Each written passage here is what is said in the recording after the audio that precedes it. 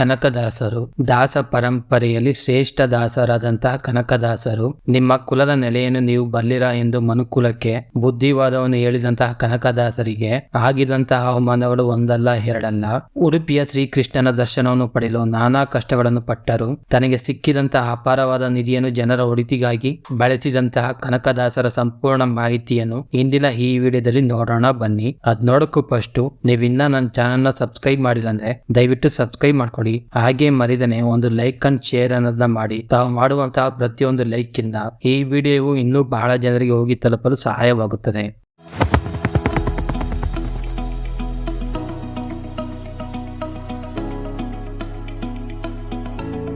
ಕನಕದಾಸರು 1590ರಲ್ಲಿ ಹಾವೇರಿ ಜಿಲ್ಲೆಯ ಬಾಡ ಎಂಬ ಗ್ರಾಮದಲ್ಲಿ ಜನಿಸುತ್ತಾರೆ. ಕನಕದಾಸರ ತಾಯಿಯ ಹೆಸರು ಬಚ್ಚಮ್ಮ ಹಾಗೂ ಕನಕದಾಸರ ತಂದೆಯ ಹೆಸರು ಬೀರಪ್ಪ ನಾಯಕ. ಕನಕದಾಸರ ತಾಯಿಗೆ ಮದುವೆಯಾಗಿ ಬಹಳ ವರ್ಷಗಳಾದರೂ ಸಹ ಮಕ್ಕಳಾಗಿರುವುದಿಲ್ಲ. ಆಗ ಕನಕದಾಸರ ತಾಯಿಯು ತಮ್ಮ ಇಷ್ಟ ದೇವವಾದಂತಹ ತಿರುಪತಿಯ ತಿಮ್ಮಪ್ಪನಿಗೆ ತನಗೆ ಮಕ್ಕಳಾಗಬೇಕೆಂದು ಹರಕೆಯನ್ನು ಒತ್ತಿಕೊಳ್ಳುತ್ತಾರೆ. ಹಾಗೆ ಹುಟ್ಟುವಂತಹ ಮಗುವನ್ನು ನಾನು ನಿನ್ನ ದಾಸರಾಗಿ ಮಾಡುತ್ತೇನೆ ಎಂದು ಹೇಳುತ್ತಾರೆ. ಹಾಗೆ ಕನಕದಾಸರ ತಾಯಿಯು ಹರಕೆಯನ್ನು ಒತ್ತುಕೊಂಡ ಕೆಲವೇ ತಿಂಗಳಲ್ಲಿ ಒಂದು ಗಂಡು ಮಗುವು ಜನಿಸುತ್ತದೆ. ಆ ಮಗುವು ತಿರುಪತಿಯ ತಿಮ್ಮಪ್ಪನ ಆಶೀರ್ವಾದದಿಂದ ಜನಿಸಿದ ಕಾರಣ ಆ ಮಗುವಿಗೆ ತಿಮ್ಮಪ್ಪ ನಾಯಕನೆಂದು ಹೆಸರಿಡುತ್ತಾರೆ. ತಿಮ್ಮಪ್ಪ ನಾಯಕನ ತಂದೆಯು ಆ ಪ್ರದೇಶದ ನಾಯಕರಾಗಿರುತ್ತಾರೆ. ತನ್ನ ಮಗನನ್ನು ಸಹ ತನ್ನ ಆಯ್ಕೆ ವೀರನಾಗಿ ಮಾಡಬೇಕೆಂಬುದು ಅವರ ಆಸೆಯಾಗಿರುತ್ತದೆ. ಆದ ಕಾರಣ ಬಾಲ್ಯದಿಂದಲೇ ತಿಮ್ಮಪ್ಪ ನಾಯಕನವರಿಗೆ ಕುದುರೆ ಸವಾರಿ, ಬಿಲ್ಲುಗಾರಿಕೆ, ಖಡ್ಗ ಕಲೆ ಮುಂತಾದಂತಹ ಯುದ್ಧ ಕಲೆಗಳನ್ನು ಕಲಿಸಿಕೊಡುತ್ತಾರೆ. ತಿಮ್ಮಪ್ಪ ನಾಯಕನ ತಾಯಿಗೆ ತನ್ನ ಮಗನು ಯುದ್ಧ ಕಲೆಗಳಲ್ಲಿ ಪರಿಣಿತಿಯನ್ನು ಹೊಂದುವುದರ ಜೊತೆಗೆ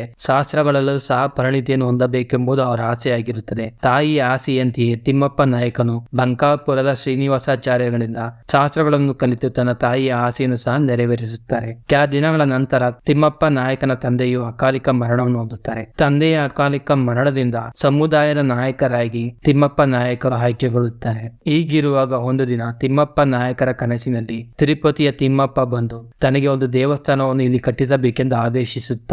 ತಿರುಪತಿಯ ತಿಮ್ಮಪ್ಪನ ಆದೇಶದಂತೆಯೇ ತಿಮ್ಮಪ್ಪ ನಾಯಕನವರು ದೇವಾಲಯವನ್ನು ಕಟ್ಟಲು ಮುಂದಾಗುತ್ತಾರೆ. ಹಾಗೆ ದೇವಾಲಯವನ್ನು ಕಟ್ಟಲು ಮುಂದಾದಂತಹ ತಿಮ್ಮಪ್ಪ ನಾಯಕರಿಗೆ ಭೂಮಿಯಲ್ಲಿ ನಿಧಿ ಸಿಗುತ್ತದೆ. ತಿಮ್ಮಪ್ಪ ನಾಯಕರಿಗೆ ಭೂಮಿಯಲ್ಲಿ ಸಿಕ್ಕ ನಿಧಿಯನ್ನು ದೇವಸ್ಥಾನವನ್ನು ಕಟ್ಟಲು ಹಾಗೂ ಜನರ ಒಳಿತಿಗಾಗಿ ಉಪಯೋಗಿಸಿಕೊಳ್ಳುತ್ತಾರೆ. ಹೀಗೆ ಭೂಮಿಯಲ್ಲಿ ನಿಧಿ ಸಿಕ್ಕ ಕಾರಣದಿಂದಾಗಿ ತಿಮ್ಮಪ್ಪ ನಾಯಕರ ಹೆಸರು ಕನಕ ನಾಯಕನಾಗಿ ಬದಲಾಗುತ್ತದೆ. ಹೀಗೆ ಕನಕ ನಾಯಕರು ಆಳ್ವಿಕೆ ಮಾಡುತ್ತಿದ್ದ ಪ್ರದೇಶವು ವಿಜಯನಗರ ಸಾಮ್ರಾಜ್ಯದ ಅಧೀನದಲ್ಲಿರುತ್ತದೆ. ಇದೇ ಸಮಯದಲ್ಲಿ ವಿಜಯನಗರ ಸಾಮ್ರಾಜ್ಯವನ್ನು ಶ್ರೀಕೃಷ್ಣ ದೇವರಾಯರು ಆಳ್ವಿಕೆ ಮಾಡುತ್ತಿರುತ್ತಾರೆ. ಶ್ರೀಕೃಷ್ಣ ದೇವರಾಯರ ಆಳ್ವಿಕೆಯು ವಿಜಯನಗರದ ಸುವರ್ಣ ಯುಗ ಎಂದೇ ಕರೆಯುತ್ತಾರೆ. ವಿಜಯನಗರ ಸಾಮ್ರಾಜ್ಯದ ಸುತ್ತಮುತ್ತ ಬರೀ ಶತ್ರುಗಳೇ ಇರುತ್ತಾರೆ. ಆ ಶತ್ರುಗಳಲ್ಲಿ ಒಬ್ಬರು ಕನಕನಾಯಕರ ಮೇಲೆ ಯುದ್ಧವನ್ನು ಮಾಡುತ್ತಾರೆ. ಈ ಯುದ್ಧದಲ್ಲಿ ಕನಕನಾಯಕನಿಗೆ ಗಂಭೀರವಾದ ಗಾಯವಾಗುತ್ತದೆ. ಕನಕನಾಯಕರು ಮರಣವನ್ನು ಹೊಂದಿದರು ಎಂದು ಶತ್ರುಗಳು ಭಾವಿಸಿ ಅಲ್ಲಿಂದ ಹೋಗುತ್ತಾರೆ. ಸಾವಿನ ಸಮೀಪದಲ್ಲಿದ್ದಂತಹ ಕನಕನಾಯಕರಿಗೆ ತಿರುಪತಿಯ ತಿಮ್ಮಪ್ಪನು ಪ್ರತ್ಯಕ್ಷವಾಗಿ ಕನಕನಾಯಕನ ತಾಯಿಯ ಹರಕೆಯ ಬಗ್ಗೆ ತಿಳಿಸುತ್ತಾರೆ. ಚೇತರಿಸಿಕೊಂಡ ನಂತರ ಕನಕನಾಯಕರು ಭಕ್ತಿ ಮಾರ್ಗವನ್ನು ಅನುಸರಿಸುವುದಾಗಿ ನಿರ್ಧರಿಸಿ ಎಲ್ಲವನ್ನೂ ತ್ಯಜಿಸಿ ಭಕ್ತಿ ಮಾರ್ಗದಲ್ಲಿ ನಡೆಯಲು ಮುಂದಾಗುತ್ತಾರೆ. ಹೀಗೆ ಕನಕನಾಯಕರು ಕನಕದಾಸರಾಗುತ್ತಾರೆ. ಕನಕದಾಸರಾದ ಮೇಲೆ ಕನಕದಾಸರು ವಿಜಯನಗರದ ಸಾಮ್ರಾಜ್ಯದಲ್ಲಿದ್ದಂತಹ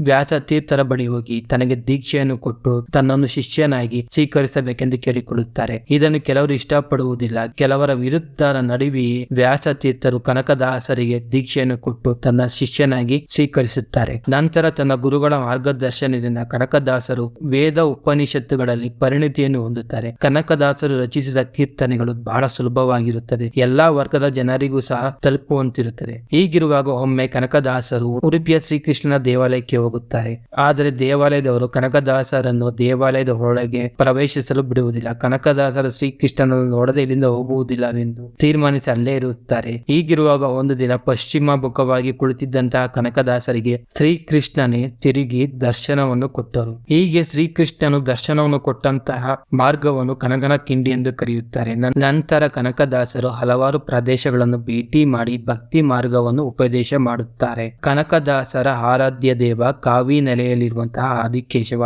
ಹೀಗಾಗಿ ಕನಕದಾಸರ ಅಂಕಿತ ನಾಮವು ಸಹ ಕಾವಿ ನೆಲೆಯ ಆದಿಕೇಶವಾಗಿತ್ತು. ಒಂದು ದಿನ ಕನಕದಾಸರು ಆದಿಕೇಶವನ ಸನ್ನಿಧಿಗೆ ಬಂದು ಬಾಗಿಲನ್ನು ಮುಚ್ಚಿಕೊಳ್ಳುತ್ತಾರೆ. ಬಾಗಿಲನ್ನು ತಿರುಗುವುದಿಲ್ಲ. ಎಲ್ಲರೂ ಬಹಳ ಪ್ರಯತ್ನಿಸಿ ಬಾಗಿಲನ್ನು ತೆರೆದು ನೋಡಿದಾಗ ಕನಕದಾಸರು ಅಲ್ಲಿರುವುದಿಲ್ಲ. ಬದಲಿಗೆ ಕನಕದಾಸರ ಒಂದು ಸಣ್ಣ ಮೂರ್ತಿ ಮಾತ್ರ ಅಲ್ಲಿರುತ್ತದೆ. ಹೀಗಾಗಿ ಜನರು ಕನಕದಾಸರು ಆದಿಕೇಶನಲ್ಲಿಯೇ ವಿಲೀನರಾದರು ಎಂದು ಹೇಳುತ್ತಾರೆ. ಕನಕದಾಸರು ಒಟ್ಟಾರೆ 316 ಕೀರ್ತನೆಗಳನ್ನು ರಚಿಸಿದ್ದಾರೆ. ಕನಕದಾಸರ ಕಾವ್ಯ ಕೃತಿಗಳು ಮೋಹನ ತರಂಗಿಣಿ, ಹರಿಭಕ್ತಿ ಸಾಗರ, ನಳಚರಿತ್ರೆ, ರಾಮ ಧ್ಯಾನ ಚರಿತ್ರೆ. ಈ ಮಾಹಿತಿ ನಿಮ್ಮೆಲ್ಲರಿಗೂ ಇಷ್ಟವಾಗಿದೆ ಅನ್ಕೊಂತೀನಿ. ಮರಿದೆ ನನ್ನ ಚಾನಲ್ ಲೈಕ್ ಮಾಡಿ, ಶೇರ್ ಮಾಡಿ, ಹಾಗೆ ಸಬ್ಸ್ಕ್ರೈಬ್ ಮಾಡ್ಕೊಳ್ಳಿ. ನಿಮ್ಮ ಅನಿಸಿಕೆಗಳನ್ನು ಕಮೆಂಟ್ ನಲ್ಲಿ ತಿಳಿಸಿ. Thank you.